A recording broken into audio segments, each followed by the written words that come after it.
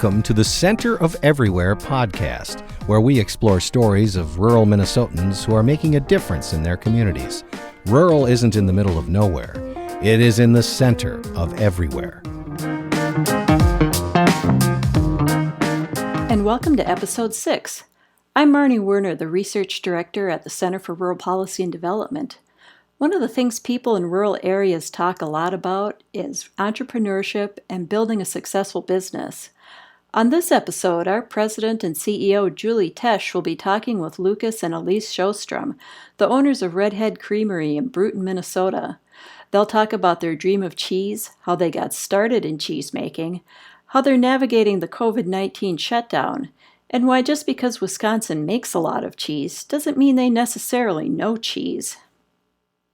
Well, thank you everyone for joining us for the Center of Everywhere podcast. I'm Julie Tesch, and I'm the President and CEO of the Center for Rural Policy and Development.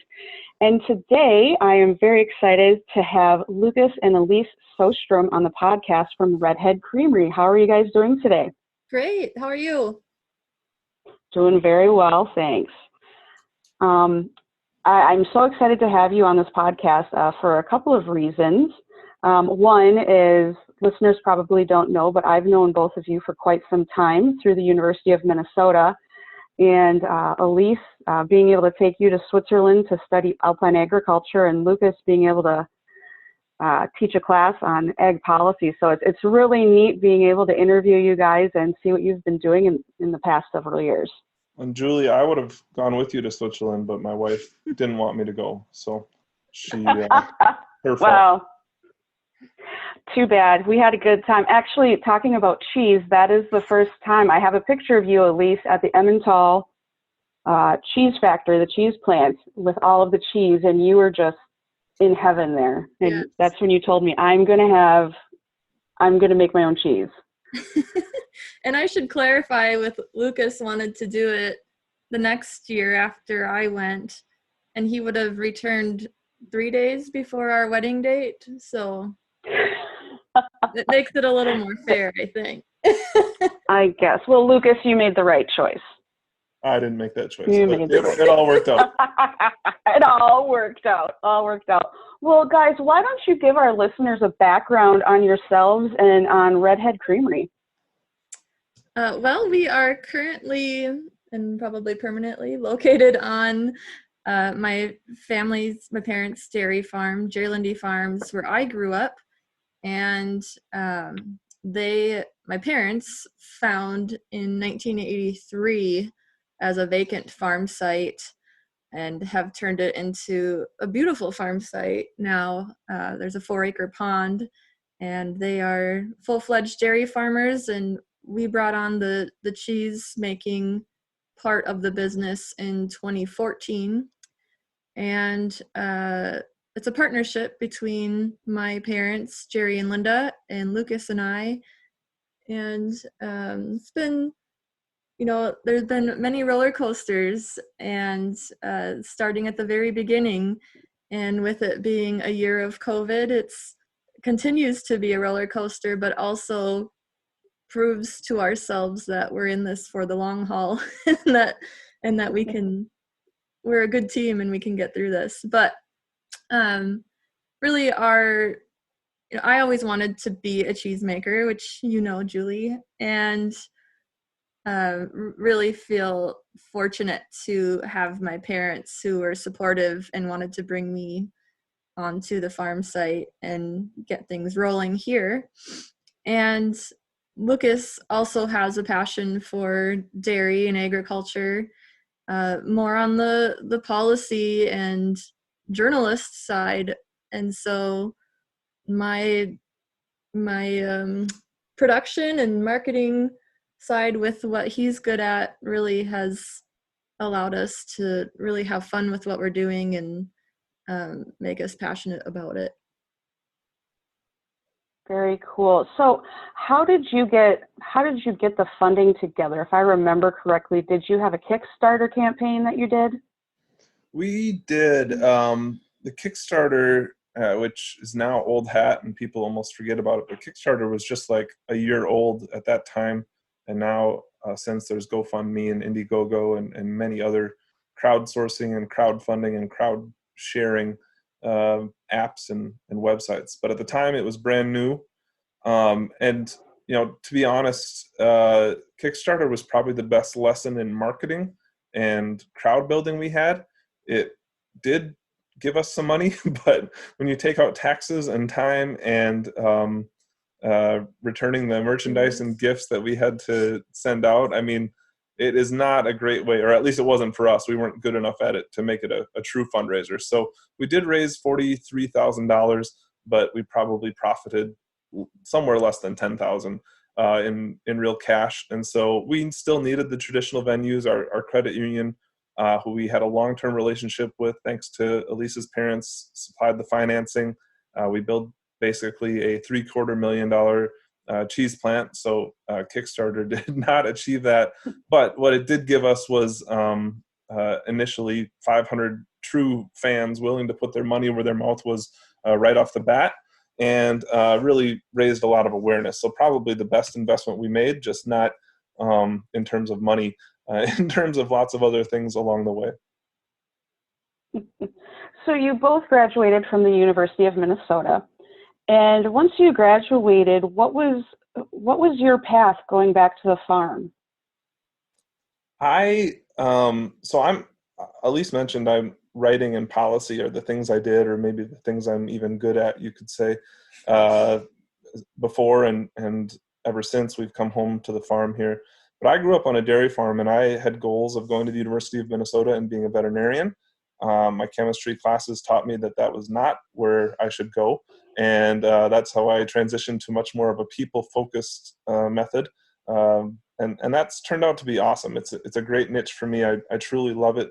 But I do have an animal science degree, and since that time have an animal science master's degree, which has really helped me with the journalism and the policy side. Most people go for political science if they want to do policy, or go into journalism if they want to do writing. And I'm not probably as good of a writer or political scientist, but definitely know the animal science side of things. So my first job was in Vermont with the National Holstein Association.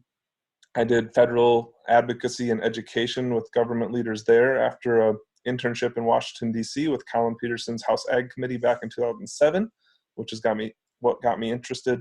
After 2 years in Vermont, we moved to Wisconsin, where I took a job with Horde's Dairyman, which is a magazine, and both of these jobs sent me nationwide. And then my third job, actually, when we moved home, was with a competitive magazine, Dairy Herd Management. So I took us away from the farm, regrettably at first, especially for Alise's parents. Her first sister moved all the way to Iowa, and that was big for the family. And so I took her a lot farther away than Iowa, but it's really, really paid off. So that's kind of my path, or our path, back to the farm. Yeah, and a lot of people assume, when we went to Vermont and Wisconsin, that it was solely for fulfilling my dream of cheesemaking. And well, it did end up turning out that way. Fortunately, we just kind of formed it into that. When we moved to Vermont, I was looking for a job, and by chance, there's a cheese company in town that was looking for a retail associate, of which I had experience in. And so it was an easy shoe-in with a dairy farm background there, luckily. And then when we moved to Wisconsin, I went to Crave Brothers, having a history with them, and kind of pleaded with them at first to hire me.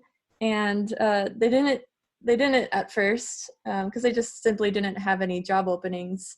And so I worked for Sassy Cow Creamery temporarily, and learned that I couldn't handle the cold or the late hours that I was working. For ice cream. For ice cream, yes, even though I love ice cream. But then got called back by Crave Brothers to work for them and do marketing and some affinage, which is the aging of cheese, before moving home.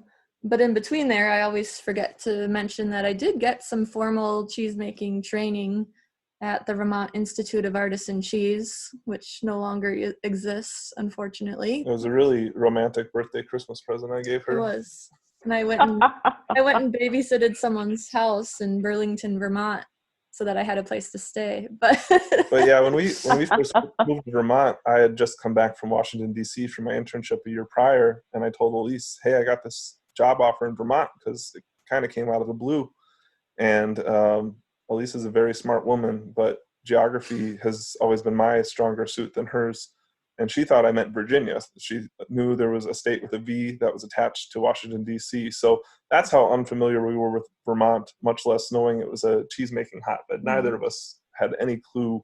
As far as, rural revitalization, dairy farming is really tough there. And so for so many farms, probably over 50 now, farms in Vermont, cheesemaking is a way of life. And we had no clue when we went there. That's fascinating. And actually that leads me kind of to my next question, talking about how did you decide to come back to rural Minnesota? But tell us more about rural Vermont, because I'm sure it's very different than rural Minnesota. Go ahead. Well, it is. I mean, it is and it isn't. The people on the farms, and we owe them so much, and most of them probably don't know that we started a cheese plant, because I'm sure they get this sort of stuff all the time because we do. But the people on the farms are so similar, just so caring and so giving. And so this was 2009 and 10, and we would randomly email them. Sometimes, I'd get home from a work trip and we'd start thinking about cheese and have a glass of wine. And then at 11 at night, we'd say, "Hey, we want to come visit you." And these were not cheese plants that were open to the public. They would just be bringing it to their local farmers market and going back home. And typically we'd get an email back at 4 a.m. and said, "Hey, come on up," and this might be an hour, 2 hour, 3 hour drive away. So especially if we told them we were dairy farmers. Yes. If we did not, then they did not welcome us. Yeah. Understood. So like Minnesota with mountains, and actually it's kind of funny how many Minnesota-Vermont connections we found. I think we probably visited 25 plants, and there were probably 5 to 10 that had some sort of very vivid Minnesota connection, a former employee who moved to Minnesota or came from Minnesota, or family they could trace to Minnesota. So there's not as much Swedish influence there or Norwegian influence there, a lot more English, but as you know, Germans are everywhere, and some French. But that kind of connection made it strong with Minnesota, but so similar. But one of the unique things, far more so in Vermont than Minnesota, is the amount of retirees living on the land. So a lot of these cheesemakers were in second or third careers, and their customers were long retired or about to be, or getting away from consulting jobs in New York and Boston for the weekend. And so the amount of people kind of using Vermont as their playground, which I think anybody who knows Vermont knows, it's like a vacation paradise, is very similar to what Minnesota lakes are in the summer, but just year round, and a higher percentage even. Cool. So you moved to Wisconsin, and then you moved back to Minnesota, and you guys could have very easily stayed in the Twin Cities or, moved anywhere in the country. Why did you decide to come back to rural Minnesota? Well, the whole reason of wanting to make cheese originated from my desire to be part of a farm. And growing up, my parents' dairy farm was the only farm that I would be part of. And so when I was in high school, I had visited Crave Brothers during the National 4-H Dairy Conference. And that was literally my aha moment of, I will be going home to make cheese someday. And my parents were supportive and pushed me to study as much as I could so that I could make it happen, because they were not going to study it until I brought that home. And so I guess in my mind, that was what I was going to do. I didn't think of any other option. And to be honest, in Vermont, I couldn't wait to get home and couldn't believe I was still there. But now that we are home, the time we were in Vermont and Wisconsin was so short. And all of the time that we did spend there was extremely valuable to what we are doing now. But I wanted to move to where we are because it's beautiful. And I like the community that we live in, and the people that are around us are extremely welcoming and supportive. And building a new small business like we did, we needed that. And so I wanted to make sure at least that part of our business would be easy, or I hoped it would be, and it has been very good. And because I knew that many parts of it would not. So so to me, it was an easy decision. And I think what happened really was Alise was known as Cheese Alise at age 18 and 19 when she was running for Princess K. So everybody in Stearns County knew that she wanted to make cheese. She had kind of spread that message through her Princess K campaign. So we went to Vermont, and it was still kind of a joke between Jerry, Linda, Elise's parents, and us. Like, yeah, we'll make cheese someday. And we went to these farms in Vermont, and no offense to them, it's more of a homage to what they've built. But we said, I think we can do this. And it was probably just a year into our marriage, which is also a year of us living in Vermont. We started coming home and formally meeting with our farm business manager and formally putting together a business plan way back in 2010 and 2011. So we always say that, and we tell people that come here, we didn't dream this up overnight. Alise had been thinking about it for 10 years. We put formal business planning behind it for about 5 years, meeting and researching. It was mostly fun at the time, but that's kind of how it came about. Oh, interesting. You're not an overnight success story. It's a lot of work there. I know that a lot of your marketing, I mean, you market to people in all corners of the state. And tell me what it's like living in Brooten, which is, a couple hours away from the Twin Cities. How did you break into the Twin Cities market, after living in a rural area? I think it was actually easier to break into the Twin Cities market than our own neighborhood. When I worked for the other cheese companies prior to moving home, I was attending the American Cheese Society conference and rubbing shoulders with the people I needed to, knowing that someday I would have my own cheese that I need to market to them, and wanted them to get to know me, and so that I could get to know them as well. And so by the time we got home and started making cheese, they were ready for us, and they being the Lunds and Byerlys and the Kowalskis of the Twin Cities, the higher end cheese shops and grocery stores in the Twin Cities market. It was our local market that really, what we are doing is we kept getting asked, how did you come up with this idea? And I felt very much like I in no way came up with this all by myself. So it was a lot of, and still is a lot of, conversations and teaching. I don't want to say teaching, but just educating people about what artisan cheese is, why it costs more, why it's something I want to spend my time doing, and why they should eat it. So it's the Twin Cities market, and really any highly populated area, that's something they're already comfortable with. More so out east. I mean, the Midwest is really adapted in the last 5 years.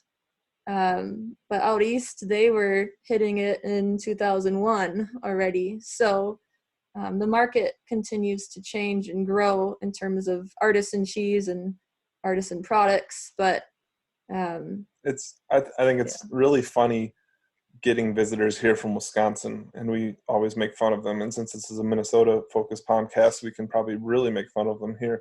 But they Go for it. And they say, "Oh, we know cheese," and that's usually when we laugh internally as much as possible to keep it from getting out. But they don't know cheese. They might know cheese curds and they know commodity cheese, but this is there's great cheesemakers in Vermont who make artisan cheese. There are great cheesemakers all around the country. But just because you've eaten cheese before does not mean that your palate is ready or willing to purchase and consume our type of cheese, which is just has a lot more taste. And because of the taste and aging we do, has a lot more value. And so sometimes these people from Wisconsin who claim that they know cheese have never had anything like it besides being in the cheese hotbed of America. So when we first started, I was in grad school, and so grad school consists of class and working about 20 hours a week as a research associate. But we had the foot in the door for some very helpful distributors and kind of approval from the top from what Alise just explained, but we still had to go teach our customers. And so a lot of times I would head into the Twin Cities, stay on some couches, and do demos at stores Friday night, all day Saturday, and maybe visit some restaurants Saturday or Sunday in between, and just say, hey, here's what we got. What do you think? But like Alise said, we were very fortunate. She laid the groundwork to get in the stores in the first place, which is sometimes the biggest step. And then after that, the distributor literally logistically gets you to the store, but you still have to sell it to your customers. And over time, we created a big enough base that they keep selling it themselves. That's fantastic. And I'm sure you were able to ride the wave of the farm to table movement as well. When you talk about in maybe more rural areas with your cheese, how did you go about getting people to enjoy your cheese? Did you go to farmers markets? How do you get people to understand that this isn't your block cheddar cheese, and that this cheese is from our farm and we craft it and it tastes different? And how did you do that? Before we had actual cheese, I did do some community ed classes on tasting Minnesota cheeses and pairing it with wine, just in our neighboring towns, and then just having our shop open.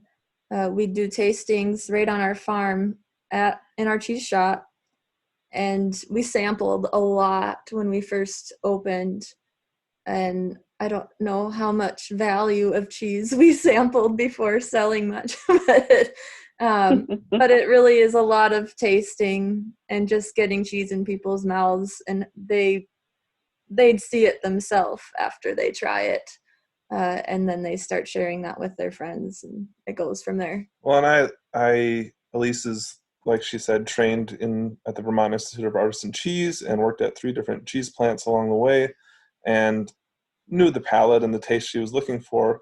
But you still got to make good stuff. And frankly, we're always trying to get better. I can say with confidence, hopefully without offending my wife and mother-in-law, who put tons of back-breaking work into this, that our cheese is a lot better now than it was then. Mm-hmm. And so if we had started 6 years ago with the cheese taste we have today, it probably would have been a lot even easier to sell. So we were very fortunate. We were one of the first, still one of the first farmstead cheeses in Minnesota. So that kind of set us apart. So people were maybe already choosing a cheese like ours, but just from a different state or different country. And when our taste profile kept getting better and better, that also helped us sell it. So, our brie was kind of our first big hit, is still one of our biggest hits. And most people had never had a brie that agreed with their palate the way it does. So, that's just one of the things we were trying to do. We're trying to grow the market share of people who like artisan cheese, but there's also this huge opportunity of getting people who already like some sort of artisan cheese from somewhere else to like ours. And we don't enjoy that as much. Cannibalism's not as fun as it is turning on people to artisan cheese in the first place, but there's just some of that has to go on when you get started. Sure. And you've been in business now for 6 years. And of course, we know the year 2020 has thrown, every imaginable curveball at us, including, murder hornets and everything. But COVID hits. And I know a lot of, the majority of your market is, restaurants and retail. What did you all do? How did you go about that, pivoting your business to keep it going at the height of COVID, and even now? We're not back to the quote unquote normal yet. Well, COVID also hit a month after a new baby too, so that was even more. Yeah. Oh my goodness. So it was the Tuesday of lockdown, or was it the Tuesday prior? It was the Tuesday of our state being locked down, and we were making some cheese curds for our distributor, but didn't need a whole batch. And I thought, how are we going to get rid of all of these fresh cheese curds? Our distributor came back with no order for the next week. For the first time in a long time. Yeah. And so I kept talking with Lucas. I'm like, how do we move these? The whole weekend we were trying to figure that out. And Tuesday morning, which is when we make fresh cheese curds, Lucas decides, well, he's going to just deliver them to the Twin Cities and tell people we'll deliver them fresh to their door. Because everyone wants warm, fresh cheese curds. I'm like, okay, let's see what happens. I have never experienced like the craze of Christmas orders that this felt like. we have our online store. We have an app on our phone that tells us when we have new orders, and it was a constant ding from 9 to 11:30 a.m. Yeah, luckily we were already set up for that, and so we just advertised it on social media. And I think I maybe even sent out a newsletter or put some posts up the night before. But I have a full-time job working for dairy farmers, kind of off the farm or from my office in the house. And so I did that stuff the night before, and then the team in the cheese plant made cheese, and I went back to work. So I had no clue what was going on, but evidently there was this Christmas feeling enough that I got a call at about 11 a.m. from my lovely wife who said, Lucas, you got to turn it off. And I said, what? You need to shut down the website. And I had no clue why still at that point, and I didn't go out there right away because I was busy with my regular job. That I was just like, we're just gonna let this go. There's no way that we've run out of cheese already. Yeah, so we oversold cheese curds, but not by a lot. But people also ordered other cheese, so that's great. But we had to cut and wrap and get all of that ready to go. Plus, we were also making cheese that day, and we only have so many people that work there. So somehow we got 60 to 70 orders filled and out the door by 3:30. We left the farm, and then we got back home at 12:30 that night after our deliveries. And I'm the geography major of the two of us, and so I did my best to map it out, and I think we had a pretty good route, but everything took about 5 or 10 minutes longer than normal, and 5 or 10 minutes times 70 some orders adds up after a while. So there's a certain point where our marriage was tested, and we're still here today talking to you, so far we're all right, but there was a certain point where I was trying to push Alise out of the truck to get an Uber to take about 10 orders to Bloomington and South Minneapolis because I was like, honey, we need to get home. But she said, no, it's going to be faster if we just stick together. And that's what we ended up doing. But it was a good experiment to learn from together.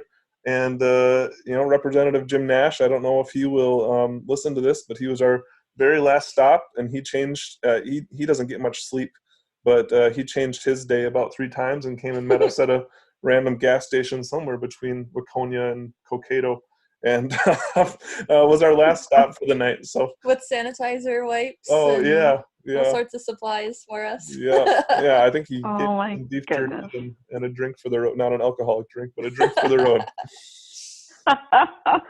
So that was really popular, obviously, and a big surprise. What happened next? Because I know I've met you, Lucas, at a couple gas stations and picked up some. I say you're my dealer, my cheese dealer. So what all happened then? Well, we just continued. Lucas continued to develop routes. So every week we were going 1 to 2 cities, up to 3 cities a week, delivering cheese to people's doors. And for me, who has been developing this business, was feeling frustrated because I've been shipping cheese to people's doors all this time, and they were all acting so surprised that they could get cheese from us. Like, yes, I could have shipped it to you this whole time, but so excited anyways that people wanted it brought to their door, and I think they felt safer with that, and they still do. There are still some people who ordered on day 1 and continue to order who have not left their houses yet. But it's developed new wholesale customers in terms of different restaurants and shops because they're on our route and they noticed and they called us. And it's also allowed us to purchase a refrigerated van so that we could deliver cheese in style to people and also start carrying more Minnesota cheeses as well. So we're also including our other Minnesota cheesemaker friends on our website and on our route so that we can get their cheeses out as well, because they're getting the same hit we are in terms of restaurants and wholesale. You know, the co-ops aren't selling as much cheese either, and so they're downsizing their cheese case. So we're seeing it all over that we need to take charge of our sales and continue to push. Yeah, and I think the other things that happened at the same time, which the news media is kind of picking up right now, but we saw immediately, our shipments were getting delayed. So people that ordered cheese with a promise of overnight or 2-day delivery were getting them 3 or 4 days later. And in March and April, that works okay, but in June and July, when it's 50 degrees hotter, that doesn't work so well. Rates were going up huge because everybody's ordering everything online. So all of the national carriers, USPS, UPS, FedEx, increased their rates in addition to these slowdowns. And the connection that Alise talked about. So I think those three things together, so this not only allowed us to do delivery, kind of start distribution of Minnesota cheeses to places that don't get distribution right now, and also make that direct connection, but it also gets us the cheese there in better shape. So we feel really, really good about it. Aside from, knock on wood, anything happening to our vehicle or driver, who, thanks to my employer, has been me this whole time, and they've allowed me to keep a flexible schedule. We know our cheese gets there in good shape. And even though we have a great distributor in the Twin Cities and Chicago, a lot can happen when you ship things through the mail or any other service between here and there. So that's been really nice that we know the cheese is going to end up in good shape. We don't have to waste money on insulation. We waste a little more money on fuel and a lot on marketing, but we feel better about the product getting there. People like the connection, and we know it's going to get there roughly on time. So you're going to continue to have a couple routes into the future, even during COVID and in the future? Well, like everybody else, this was supposed to last 8 weeks. So I thought, well, I'll just do this eight times and I'll retire from that. And so, early on, it's like, oh, we should have hired 2 drivers and gone with it. It's really slowed down a lot over the summer as people go outside. But we still have to get to our distributor in the Twin Cities. So we know that route's going to continue. We now pick up from our cheesemaking friends in Minnesota, and that allows us to go to Southeast Minnesota very easily and pick up their cheese and save on shipping, make sure it's in good shape. And the Fargo market has just been fantastic. Sioux Falls was the other place we went, and we're thinking maybe in the winter months again, or during the holiday season, it'll make sense to start that back up. But every school district is making decisions right now, and employers are making decisions in line with those school districts. So I think as much as the world has changed the past 6 months, it'll probably change quite a bit again the next 6 months. But for now, we plan to continue. I do really enjoy the deliveries and seeing our customers. It's so much fun. That's always been my favorite part of this whole thing, was seeing people consume something that your hands, or at least the hands on your farm, have created. There's just no better feeling, and this is just one step short of that. People are so thankful. So yes, we intend to continue, but it may continue to evolve here in the near future. Yeah, the name of the game is adaptability, right? I know farmers are good at adapting, so you guys are very good at that. Alise, you mentioned that a month before COVID that you had a baby, and that is your 3rd child. Living in rural Minnesota, what's it like raising a family in rural Minnesota? What are the advantages? What are the disadvantages? What are some surprises you've seen? Well, I think it was week 2 of the kids being home from school and daycare when the state was shut down. I was going for a walk with Lucy, our 7-year-old, and was just trying to get her to express her feelings and talk this all out. And she goes, I am so glad we live in the country that we can go for a walk and we're not stuck in our house and no one's going to tell us we can't. And I totally agree with her. I mean, just we're kind of isolated out here, and that's what I love about being out here. Having our cheese shop and a business kind of changes that a little bit, especially from when I was growing up. If one car showed up in the yard, we would wonder who is here. and now it wouldn't be surprising if 10 to 20 cars pull in, plus UPS and speedy delivery. even on a day we're not open, sometimes right, that happens. Right. So that part's a little different for us specifically, but I really appreciate being able to trust my neighbors and being able to ask anyone for help. I'm working on being better at doing that. and at least where we live, fantastic schools, fantastic hospitals, all the services we need. We've lived in Minneapolis and St. Paul, both.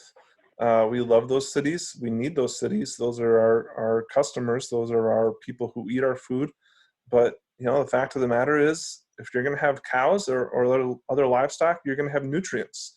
Those nutrients kind of have a smell and flavor to them sometimes that you need to apply to your crops so that you can keep the cycle going. So we do need wide open spaces to grow livestock, and the best place to make cheese is as close to that livestock as you can.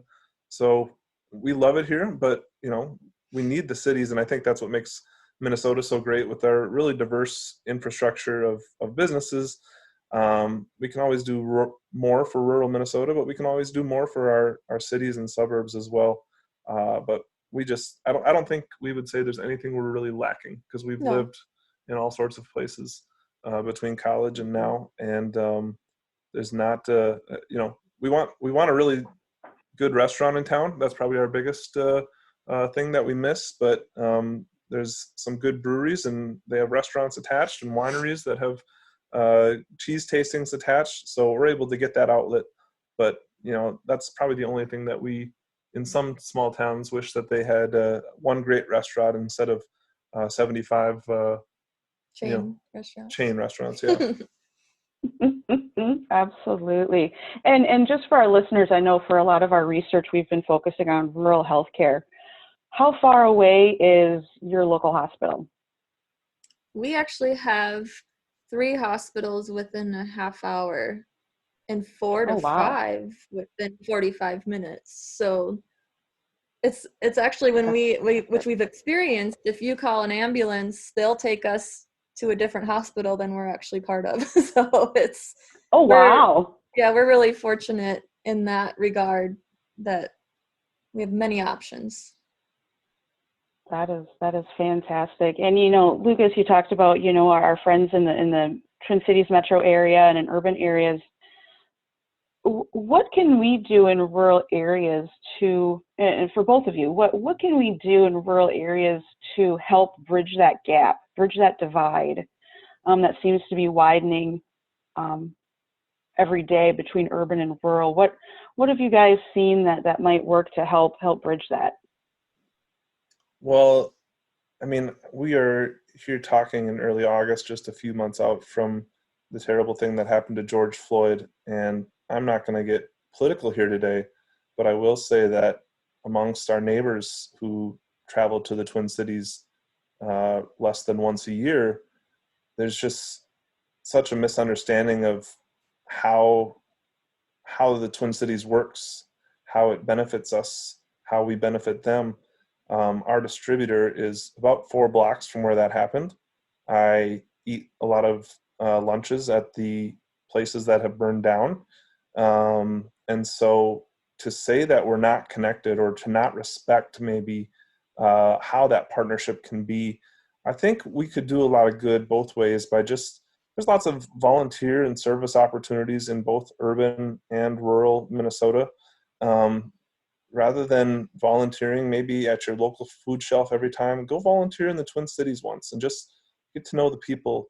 When we get it on a personal and human level, We can put politics aside. We can put picking winners and losers of different things aside, and we realize we're all better off when we figure out, okay, what's the biggest need to help our state? Because we literally see our product delivered to a downtown Minneapolis, essentially, distributor who then takes it to 70 plus locations throughout the Twin Cities.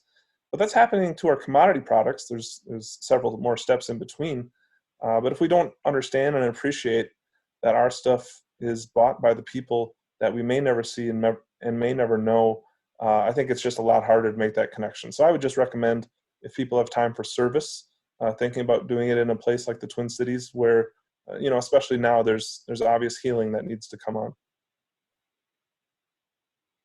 Absolutely. And your distributor, is everything okay with them? Did they, any damage at all? No, not at all. I mean, they were close enough that they Good. boarded up windows as a precaution when the riots were happening.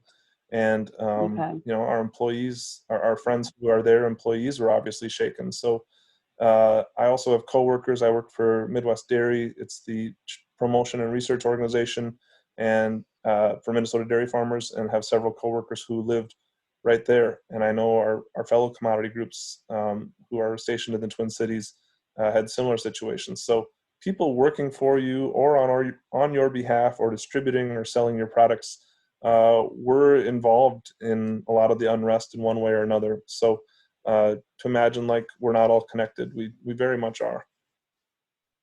Absolutely.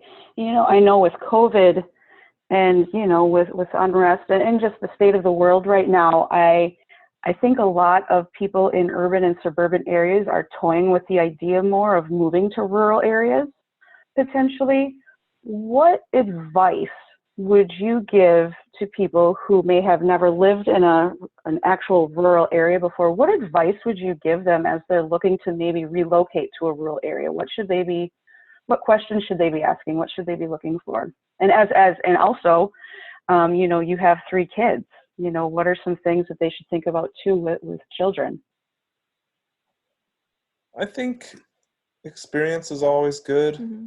I mean, when we picked our college at the University of Minnesota, one of the biggest public universities in the world, in one of the great metro centers of the United States, we had a lot of experience. Myself, I went to Gopher games from 7th grade through high school. Alise had older sisters in college. So, we got lots of tastes of it. And so I guess I would, warn and entice people, if you come out to rural Minnesota and you think it's great for hunting trips or lake stays or that sort of thing, make sure to experience a small town or even a rural village. Maybe just enjoy the local pub or something for a while and talk to people. We've never, I think the two of us, lived through that scenario of growing up in urban or suburban and coming to rural, so we're maybe not the best advice givers, but I guess in the reverse, that's how I felt very comfortable moving to Minneapolis and St. Paul during my college stay. Do you have anything else, Alise? I don't. I'm just gonna let you go with what you said. I think of some people moving, I use this example quite a bit, but in Waseca, we have a family that moved from East St. Paul, and they moved to Waseca, and she still commutes to downtown Minneapolis to Target Corp, but the husband opened a small brewery. And, you ask them like, why did you move to Waseca? And they basically just started drawing like a circle or radius around the Twin Cities, and they were looking for smaller schools, a smaller town, a better cost of living, and, just being able to afford more of a house. And that's where they landed, and we're really fortunate. And so I think it's just great that there's more young people like yourselves that are moving back to rural areas than people realize. And are you seeing, Alise, I know, you're back in your home area. Are you seeing more young people coming back to that area yet? I would say yes. The city of Sauk Center has really grown in terms of young families, especially there's a class that 4 or 5 years older than I am where a lot of that high school class has moved home, and which makes it really fun for us because their values and experiences, they all moved out for college and then came back. So I think that is a good thing because they're gaining perspective of both rural and Twin Cities living, or whatever city they lived in. And it's really been a good thing for Sauk Center as it continues to grow. That's awesome. I know we talk about the brain drain, but our friend Ben Winchester at the University of Minnesota Extension talks about the brain gain, and that's definitely what's happening there. Is, like you said, you're 18, you typically go away no matter where you're at, but coming back, that's a great brain gain and a lot of experience. So that's wonderful to hear. And, earlier in the podcast, you called us a success, and we don't think we're quite there yet, but that's very kind to say, and we'll keep working at it. But what we've found through business opportunities, especially the past couple of years, is, there's another number of other entrepreneurs who are thinking about toying with coming already here and working on, or maybe like you said, Julie, commuting to other businesses that we didn't even know about. And we've only been here 6 years so far. And we're just finding more and more of that. Some of them have been here for 20 years and are in their 50s or 60s. Some of them aren't here yet. So I think it is coming, and I think it's going to come fast as opportunity arises. That's fantastic to hear, because like you said, I think with everything going on right now, people wanting to work for themselves and having passion about what they do, and you can do that. You can do that in rural Minnesota and rural America. So that's really, really good to hear. And I will say you're a success because I've known you guys for a long time, and I love your cheese. So, but I think you guys are a perfect example of how you can take an idea you've had, since you were a teenager, and working and grinding through that, and figuring out how you can make a life in rural America, and make it work. So I really commend you guys, and I'm excited for your future, and I'm excited for your kids. And just thank you so much for being on the podcast today. We really, really appreciate it, and hopefully we can have you guys on again. Thank you.